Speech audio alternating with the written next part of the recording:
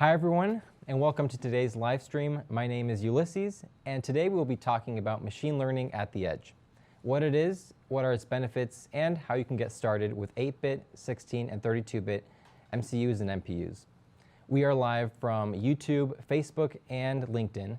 So if you'd like to participate, please submit your questions in the chat or email us at livestream@microchip.com, and we will get to your questions at the end of the discussion. So let me introduce my panel. To the left, I have Shriyag. How are you? Hi, good to be here. And at the very end, we have Kedar. How are you? I'm doing good. Very good. So our first question is, customers are using machine learning at the edge. So what are its benefits? So machine learning is a set of techniques of uncovering hidden patterns in the data. And then what solve a business problem, most probably from the data, from the pattern that is identified. So deploying this machine learning on the edge is what we call ML at edge, and it offers many benefits, such as just by processing your data at the edge or at the end device, your data is secure, it's offline, it processes faster, and since the process is very automated, it gives you like faster time to market. And then there is less pressure on the cloud infrastructure itself. So by that I mean you are processing much of the data earlier in the servers. It's sitting in the cloud and then sending it to a device. So it's a two-way communication.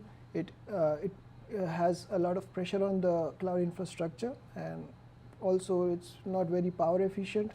By just having a solution running at the edge, you can solve these two problems. And then each device in itself is computing, so we call distributed computing. So it gives it solves the scalability issue as well. So, and everything together, it's giving you a very much cost benefit.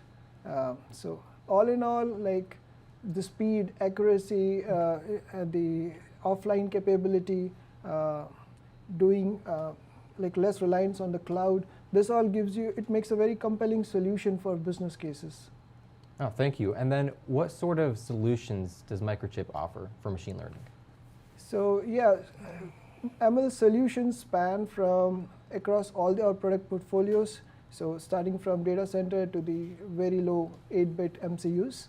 At the DCS, we have PCI switches, so it takes data directly from the storage, memory storage, and gives it to the accelerators without going through the CPU and system memory. So this fastens the whole pipeline. So it gives it makes the training process really faster for the data servers. Also, like the pipelines are much more efficient in the servers.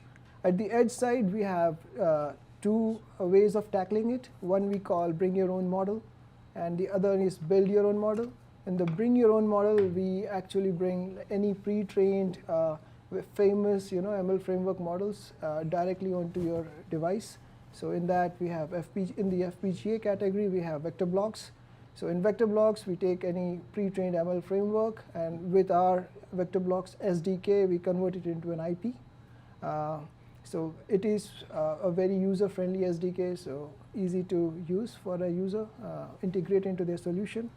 And then in the 32-bit MCU side or the MPU side, we have in the same category of bring your own model, we have Harmony 3. So you take existing pre-trained model and then convert it into a TensorFlow Lite offline, and then we give you the libraries to integrate pretty easily with our devices. And then the last one, where we call it MPLab Machine Learning Dev Suite. So it gives you an end-to-end tool to design your own model from the very scratch, like collecting data to the end of the deployment process. And it's very smooth and very user-friendly tool. So yeah, all in all, we are tackling the whole aspect of ML, right from the pre-trained models to create your own model and then deploy very user-friendly models on the MCUs. All right, and who is this for? In other words, like what applications and markets can benefit from this? Every business case or every company is a possible use case. Some of the obvious ones are IoT ecosystem like smart homes or Industry 4.0, wearable devices, and then in manufacturing you could have predictive maintenance, battery monitoring, quality control. In healthcare you can have health monitoring devices like offline patient monitoring, and then in autonomous in vehicles you have ADAS system, autonomous advanced driver assistance, and then infotainment systems. Then in telecommunication, defense, I mean everywhere there is a possible use case. All right, thank you, Surag. And then Kedar, do you believe that it's crucial to have data scientists on your team to implement edge solutions? Yeah, that's an important question to answer. So in successful implementation of a edge solution, you would see, like broadly speaking, there would be three things. One is starting with data acquisition and capturing. The second one would be creating value out of the captured data. So you create models, you create algorithms using those data points that you have collected. And the third one would be deploying it to the devices. So in our case, that would be an edge device, which would generally be constrained by the computational resources. So in this case, surely the data scientist team would be, their value is like, they would always be beneficial in this case, and like their expertise in the field of dealing with complex mathematical operations, model building, optimization, like fine tuning is like invaluable. So that's they are always beneficial to have, but not always, like everyone wouldn't have all the expertise. So the TinyML community has been working for years now to make this process relatively easier and like everyone accessible to everyone. So. Very nice. And how can Microchip help with this process? Yeah, so on the lines of the things that I mentioned right now, so Microchip's goal is to have a environment which makes ML accessible to everyone, and it's easier to get started with. So this is where our tool comes in. Like Srirag mentioned, we have a tool called MPLab Machine Learning Development Suite, which is like a superhero, we could say. Like it makes ML easier for everyone. The AutoML feature in this is like it caters to all the levels of expertise. Like if you are novice and getting started with ML, then it will help you create models. And even if you are a seasoned pro, you can just use that and create models too. So what's noteworthy over here is that our tool is not an isolated tool. So it has been seamlessly integrated into our main environment. That's the MPLab X IDE. And so it's like one-stop solution. So you don't need to hop around to create different parts of this firmware thing. And you can just use the main MPLab X IDE to create the entire firmware process. So it facilitates the firmware development process, basically. Another thing is that it has the Python SDK support. So the Python SDK, if you're a seasoned pro, like I said, you have the flexibility of getting into the like nitty-gritty details, and like you can fine-tune things as you like. So that also is there. Again, we provide like resources which are well documented. We have an array of projects. We'll be soon pushing out a few more, and you will find guides, like step-by-step guides on how to use this tool. Another thing, lastly, would be that Microchip wanted to create a tool which would help develop ML solutions for all the products available right now. They are Microchip products that are available in the market right now, right from the 8-bit MCUs to 32-bit MCUs and MPUs. So overall, to summarize, I would say that the tool is taking care of the heavy lifting, and you are just like, it makes your life easier, basically. And then for those struggling, like what sort of struggles can you encounter when working with machine learning? So like Kedar said, the tool is very automated, and it takes care of most of the process in a very streamlined fashion. But still, some of the basic problems I would say is in the data collection side itself. Like it's still if it's still the same philosophy, it's garbage in and garbage out. So one has to be very clear, like what their use case is, what are they trying to do with the data. So if say you are having a classification of four objects, you would need to have enough data to cover all the variances in that particular scenario, so that once the data is fed into the system can work well with the data itself. And then some of the common senses are also to be taken care of, like although it's pretty intuitive, but still, like you would be surprised like how many times people not take care of this thing. For example, if you want to predict rain today, you cannot take wet roads as a feature, right? So in the sensor data is temporal data, so you need to respect that as well. But all in all, it's in this initial part of data querying and creating a good amount of data. After that, the system is very good enough to create a good and efficient model for you based on what constraints you put on the system. All right. Well, I think it's time to show how easy it is. So Kedar, could you show us a quick demo? Yeah, sure. So I'll walk you through a demo that I created previously, which was vibrational analysis for predictive maintenance. So right now, what you're seeing on the screen is the main page of MPLab X IDE. And in that, you'll have this as a plugin, the tool that I mentioned, the MPLab Machine Learning Development Suite. So here you can see that there's a plugin option. So you select that, and this is what you see when you open the project. The first thing over here, to get started, you would need to first log in using your My Microchip account. So that would get you into the tool, inside the tool, and then the first page that you would see is the project summary page. This basically gives you an overview of the project that we are developing right now. For clarity, I'll just switch to my web browser thing, because like this would help me show you the full screen of just the tool. So over here you are seeing the overview of this project that I created, the information regarding the sensors, the labels, the metadata, the UID that gets tagged with this project, and the creation date and all these things.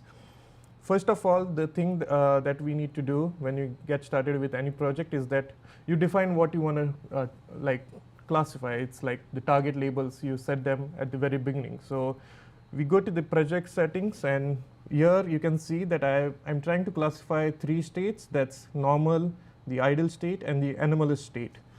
The unknown state over here is by default. You can take it out if you want, but it's there to take care of some of the outliers, and if it's not able to give you accurate results. So the unknown state is there for that.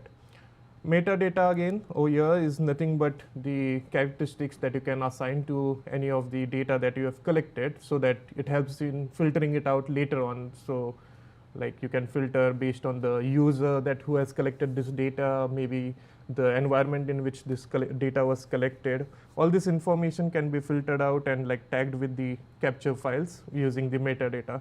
Over here, what I'm doing is that I have created a metadata called dataset, because I would like to separate out the training files and the testing files. That's how you basically do the ML model development. So over here I have these 2 fields in the test and train.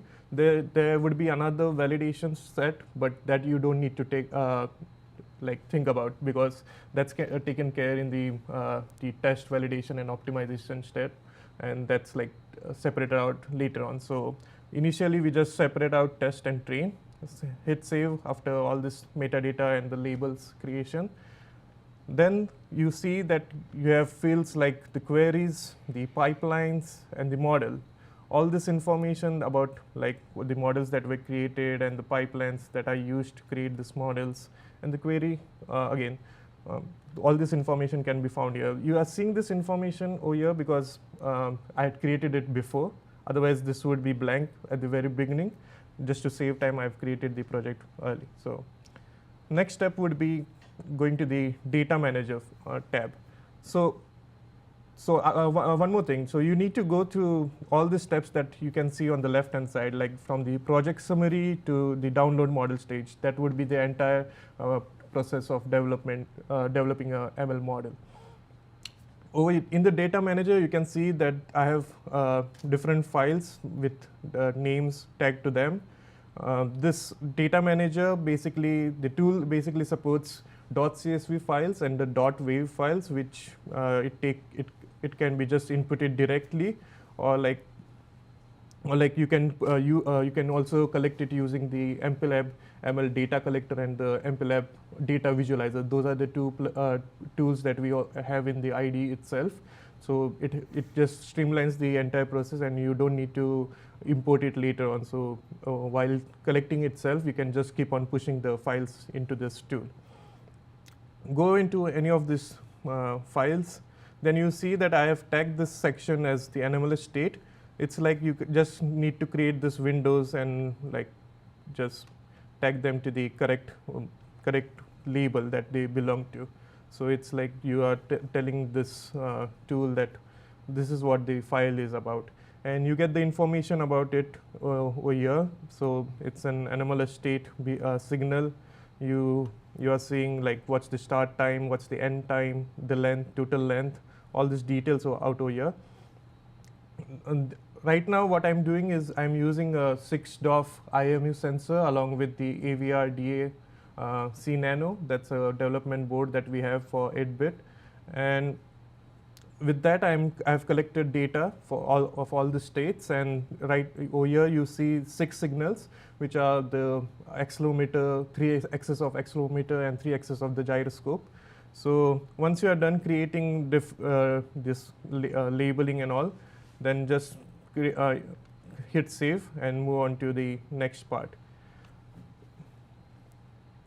So we come to the prepare data step. So over here what you see is that we are trying to put some limits and other things on the input data that we would be giving for our model building. So like the creating session, right now I'm doing training, so I've created a training session, then I'll be using labels, then the metadata that needs to be included in this whole pipeline thing that I'll explain later on, and the filters that we apply to the signals. So I have included all the labels that, as I mentioned, and the only thing over here is that I dropped off the testing data set from the metadata that I created for the data set. So it's like you see just the data set in train is being used. Hit save, it will build out a cache, which you can see over here, that like it shows you the label distribution by segment, label distribution by samples. All this information can be seen over here. So it just makes sure that you are inputting the right values and the signals in the subsequent steps. This is an important one. So doing that, just after you are done with that, just hit save. Move to the main part of this whole model building thing. So here we are in the build model tab. Over here you can see that there's few templates available. If you are working on application which falls in any of this application, then you can just select the template that's available, or you can create a basic pipeline and it will do the same thing eventually. So no need to worry about that as well. So right now I'm doing vibration analysis. I have created a pipeline using this vibrational template that I'll show you guys.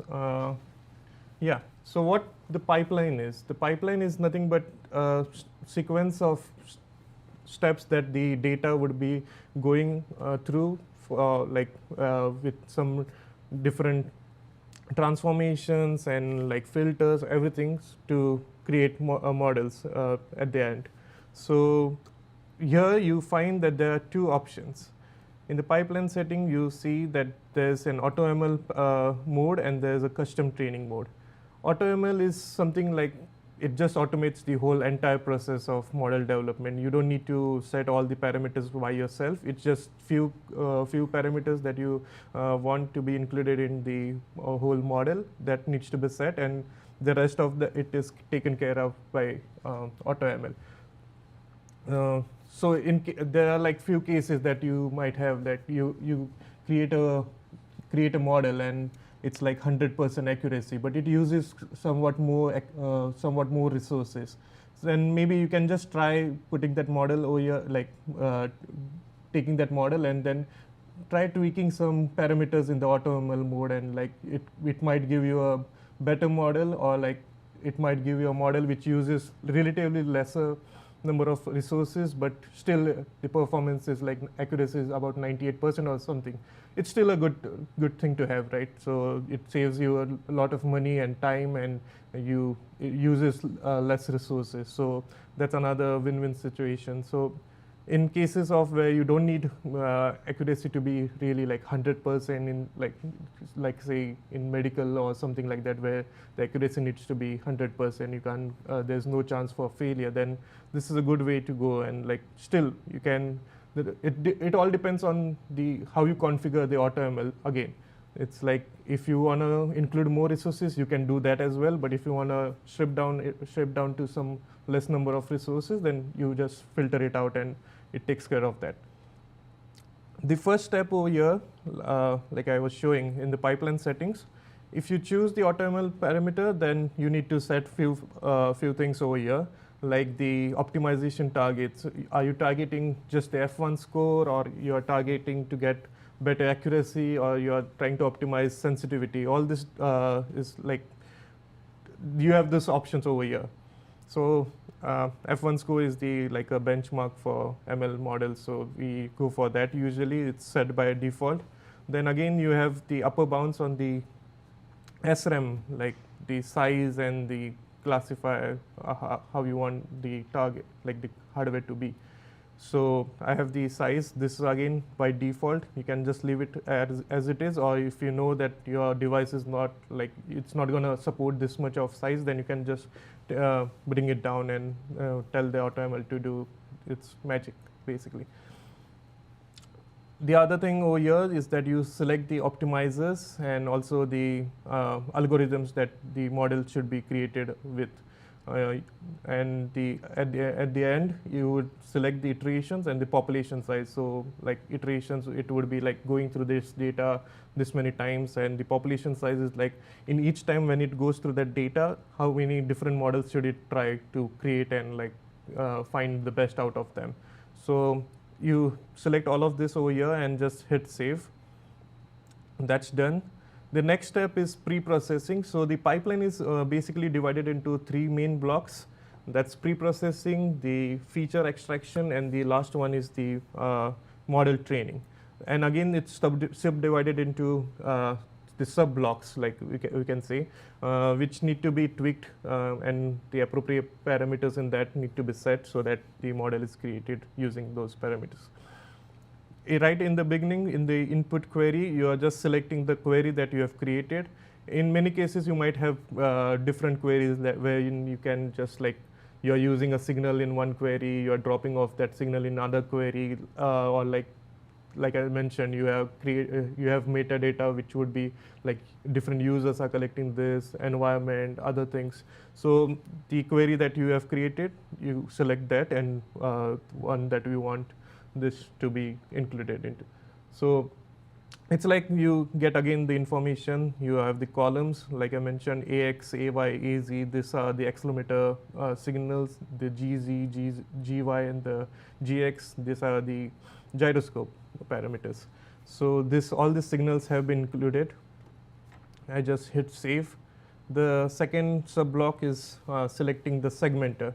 So here we have many options. You can select any of them. Like if you know, you go and select a particular one. But if you don't, just leave it as it is. It will take care of it. Like the AutoML will take care of it.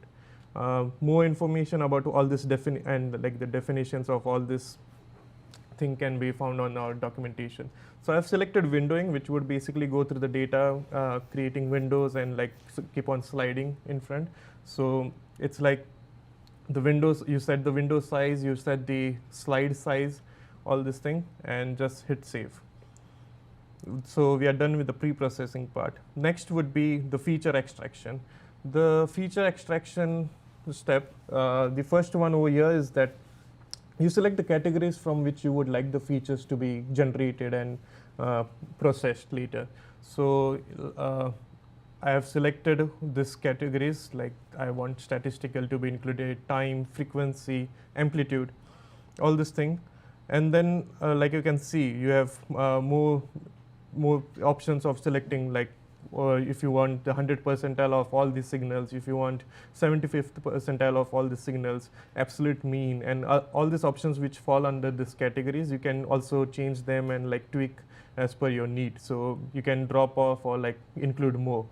We have more feature categories over here. You can select from any of this, if you know shapes, sampling, frequency, statistical. If you are like a novice and you don't know what all would be useful for the data that you have collected, you can select all and just like let the AutoML do its thing. But the caution over here is that it would end up using more number of resources, and it's like computationally heavy. So you might lose on your bandwidth. So it's like a little insight on what needs to be included in this would be really helpful. But rest assured, like don't need to worry about that. Once you're done with that, you move on to the feature selector state, wherein you select the feature selectors which you would like for further processing. So it's like in this step, it would basically drop off the features which are too much correlated with each other and like don't give any valuable thing to us for creating the model. So right now I'm using just the variance threshold and the correlation threshold. So it's like I've set the threshold value. Anything below that would be dropped off, depends on the threshold, kind of the threshold that we are using over here. But it's like anything below that or anything below above that would be dropped off or like selected. So there are a number of feature options as well. You select any of this from here. Right now, like I said, I've just used the two of them, like the variance and the correlation. This also helps us like to keep the data very generalized and like not too much absurd data goes into building the subsequent steps. Hit save, you move to the feature quantization. So this is like the bounds in which you would like the data to be and the feature signals to be. So again, it again helps us to get rid of the outliers and not to make sure that the data is not overfitting or underfitting. So like overfitting, we know the data is the algorithm tries to like follow the data too closely and it fits in too closely. So it's not the ideal thing that we would like to have. And the second thing is the underfitting, which is like the algorithm fails to detect the underlying pattern, basically how the data is performing. So that's another thing. So this takes care of that. I've set the upper bound, the max bound to be 255 and the min bound to be 0. You can also include padding if you want, but I haven't included any of that. The last step, if you are going for AutoML, you don't need to worry about this last step. But if you are choosing the custom training mode, that's like you want to play with what kind of classifiers and what kind of training algorithms that need to be included, then you need to go into any of the like this classifier and the training algorithm sub blocks. And like over here, by default, it would be TensorFlow Lite for microcontrollers, but we have other options. We like pattern matching engine, the decision tree ensemble, the boosted tree ensemble, the bonsai tree, all these options are there. You can also see, like if you click on the info tab, like the option over here, you will get the information about what all this does and like what are the things included into this classifier. So again, hit save, move to the training algorithms. here, because I selected TensorFlow Lite, so it's giving me these 3 options. But if I select the other ones, you'll have different options over here. The train fully connected neural network would be the default one. You have hyperparameters that come along with it that you need to set, like the epochs, number of epochs, the batch size, the threshold. All these things you can just change and like keep on playing with it till you are satisfied with the output results. So once done, you have the like TensorFlow optimizer, the metrics that we are looking to target for, and the estimation type. So we are basically doing classification over here, so that's why we have the classification estimation type. Let's save. The last one and the crucial one is the validation thing. So before going into the actual testing, we would like to validate the data and make sure that it's not it's performing well and how we intended it to perform. So it's like you have different validation methods over here, split by metadata, stratified shuffle split, stratified k-fold cross-validation, all these options over here. Again, the in-depth information and like more insights into this can be found over here as well as on our documentation. So it gives you information about what this would do basically, then the arguments that it would be using, and the test size, the validation size, all this information would be available over here. Once done, you hit save, and after all this, you have gone through all the steps, you at the end just hit on the run pipeline button. So it will start training on the, it starts the training of this data, and like you get information about the which batch size is it going through, then the status basically. So you get this information over here, and once this all is done, you'll get the top 5 best performing models that would be like chosen from depending on the number of resources or the accuracy and the other parameters that were considered for ranking them. So I'll directly, this might take a few minutes depending on the data size that you have included into this, but we will just go to the explore model thing. So like I mentioned, you are seeing top 5 performing models out of the models that it created and trained on. So ranked from 0 to 4. And the classifiers, the accuracy, the model size, feature count, then the pipeline, then the creation date, and all this information will be available to you for over here. Then basically we are lucky to forget that all the models that we created were like 100% accurate, performed with 100% accuracy. So I'll just choose the best performing one. Over here, you see that you have all options on the top, like confusion metrics, feature visualization, feature embedding, the summaries of features, model, pipeline, and knowledge pack. The first one and the most important one that we would be looking for is the confusion metrics, which is nothing but like the ground truth versus the predicted results. So you see it has been able to classify all the segments correctly with the ground truth, and like the predictions were perfect. So you get the accuracy and sensitivity to be 100%.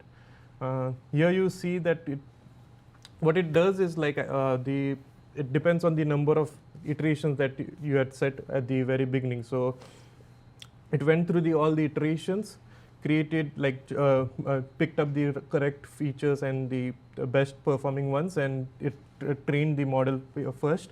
After it found that which features are the best performing ones, it again retrained the whole entire data set and like created this validation versus the training thing. So because of that only we could see that we have 100% accuracy. The second step over here would be looking at the feature vector plot. So you see how well the distribution is on this plot, and like you can see which label it belongs to. So the green ones are the anomalous state, the normal state is the blue ones right over here, how the distribution is, and the ideal state is right at the bottom. So it's like 0, 0. It didn't have any signal. It was just constant. So it just put it over there. So this is how you can see. You can also change like whatever you want to see across. Like we are right now seeing this, the same signal on this plot. So that's why it's a straight line. But you have all these options to see different plots over here. The feature embedding part is for doing more in-depth analysis. Basically, you have three types of analysis that you can do: UMAP, the PCA, principal component analysis, and the TSNE. These are available again. You see it in the feature analysis plot. So again, how the distribution is, all this information. The feature summary plot, that's like it would tell you which features were chosen. So in our case, in this model, it chose the three features belonging to the frequency category, and two belonging to the frequency category and one belonging to the statistical one. So from that, it chose the negative zero crossing, the power spectrum, and the spectral entropy, and the signal basically which it chose. So it found that GX is more than sufficient to give us valuable information. So it stuck to that. And in case of spectral entropy, the AX one was very distinctive from the other ones. So that's why it chose that. And it gives you like a nice plot of the vector distribution wherein you can see how well the data is separated and how it's like spread across. The model summary over here again would tell you the classifier that was included, the optimizer that it chose. In this case, it was the RBF with neuron allocation optimization, the number of neurons, the classification mode, and the distance mode that it chose. This all information about the model can be found over here. The pipeline summary is nothing but it's a concise and like a brief version of the things that we did in the build model step.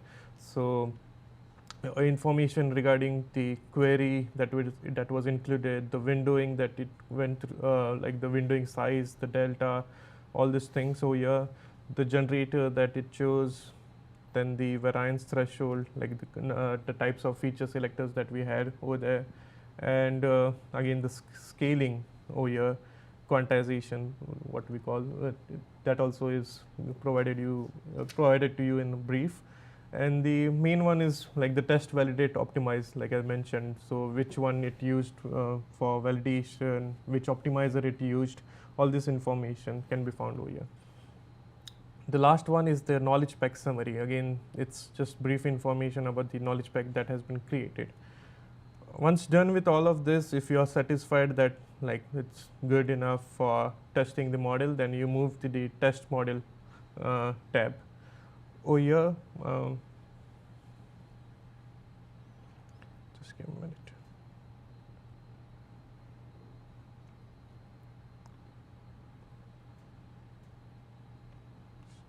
Sorry, I'll just move to this one right now because I have the test files included over here. So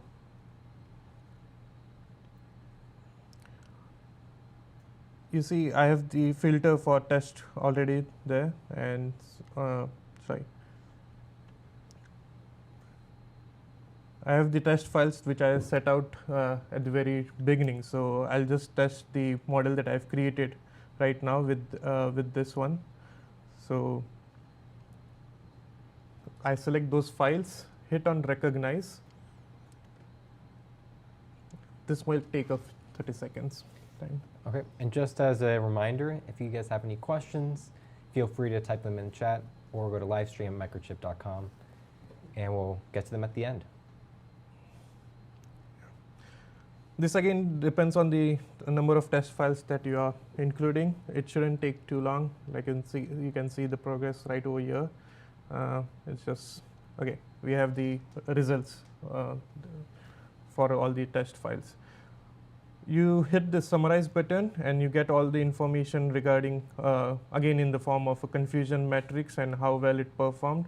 It just missed one, but it's like it did a good job on all the other cases. So it's quite good, and I am satisfied with this for deployment. So I'll basically go ahead with this. But you can also find more test results. Like if you hit the results tab over here, then you basically get the vector heat map, which gives you again the information about how which of these states it was able to classify correctly, and if it missed on anything, then you can see exactly where it went wrong and go back to that data set and try to figure that why it might have gone wrong.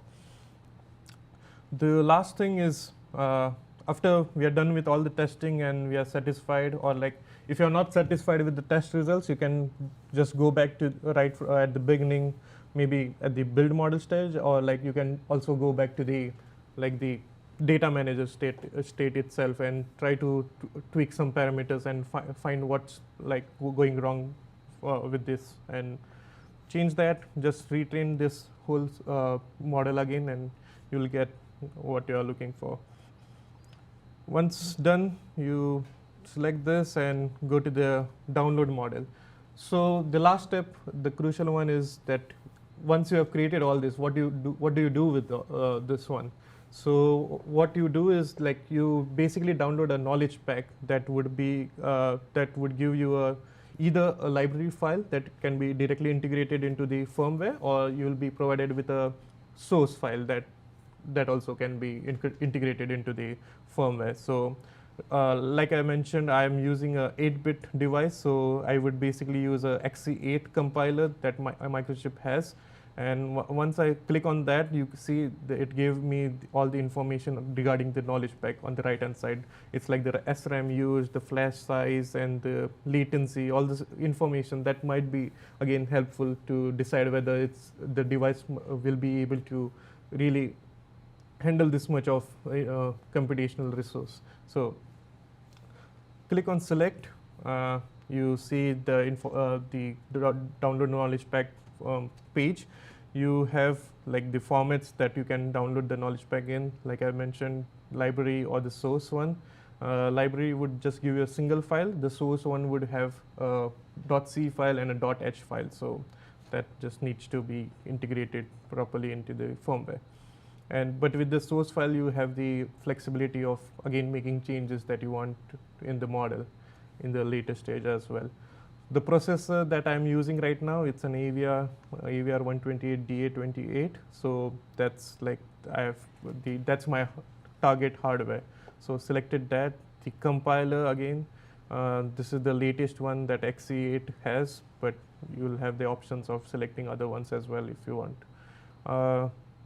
The data source, application, the output, all this information. Again, the information regarding this specific hardware and the how compatible the knowledge pack is with this hardware is given on the right hand side.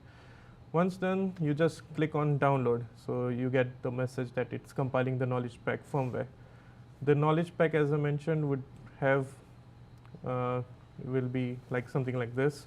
You basically go into the MPLAB ML folder, you see a library folder, and there's the .a file that needs to be integrated with the firmware. Or in case you chose the source file, you would have like the .c and .h files. And with that, yeah, that's all that we it's just very easy. With just few clicks, you can create different models. You can try out different things and try integrating it into the hardware, basically. All right. Thank you so much. And if someone wants to get started today, where can they go? Oh yeah. So Microchip, for that you can visit our website. That's microchip.com/ml. We have like I mentioned, we have all the documented resources over there. We have step-by-step guides. You have other things that Microchip basically does regarding ML. Also, Microchip has several development kits that it provides, which are very very cheap and very low cost. So basically, and I have a few boards that I can show you over here. These are all the curiosity boards that we call, which are like the development kits that you can get started with. These all are compatible with n number of different sensors and other things. So you can see I have a clickboard over here that's been integrated into the AVRDA, which I used for this collection and the deployment of the project that I created. You have the Chimera, that's again in the 32-bit domain. You have other boards as well, which support DSPIC. You have the high-end 32-bit MCUs again, and all this thing can be found on the our website, and you can buy them, and with the help of the guides that we have, you can just get started with. Right, thank you so much. And now it's time for questions. So let me see, what is our first question? Is my data safe while using Microchip's tools? Sorry? Oh, is my data safe while using Microchip's tools? Oh, yeah. So you don't need to worry about the data, because this all is running on the Microchip servers, and basically it's like safe and secure. You have all the privacy, and you don't. It's like it won't leave that server, so it's safe. All right, thank you so much. Our next question is, did I understand correctly that you can run ML on an 8-bit? Yes, you understand that correctly. I mean, the solution just you saw, it was implemented on 8-bit MCU. So when we talk about ML, remember, it's still a technique of finding hidden data patterns. So it doesn't mean that you always have to be a vision or a generative AI kind of an application.